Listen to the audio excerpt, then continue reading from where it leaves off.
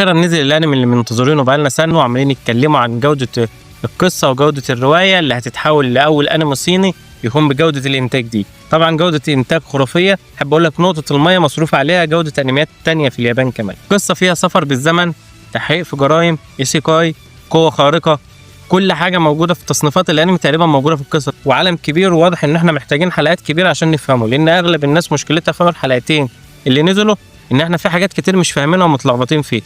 الانمي بيتكلم عن بطل بيموت وبيعيش في عالم تاني، عالم موازي للعالم بتاعنا في العصر الفيكتوري في اوروبا في الماضي، وفي نفس الوقت العالم ده بيكون فيه كل الالات والمعدات بتاعه العصر ده، وفي نفس الوقت يكون فيه قوه خارقه وجماعه خارقه بتطارده بعد ما بيعيش في جسم شخص تاني كان منتحر، وبيرجع يعيش من الاول تاني في جسمه مع ذكرياته واحداثه وكل ده كقوه يستاهل ان هو يتشاف. طبعا لو انت بتتضايق من اللغه الصيني في العادي وبتضايقك وانت بتسمعها، احب اقول لك ان واضح ان كان السبب في جوده مؤدين الصوت في الانميات التانية زي سوبر كيوب وغيره. جوده في مؤدين الصوت للانمي ده واضح انها برضو عاليه، لان احنا مش حاسين باي تعب او اي زهق وانا بسمع اللغه الصيني، حتى مش حاسس بنفس الدوشه اللي انا كنت بسمعها قبل كده.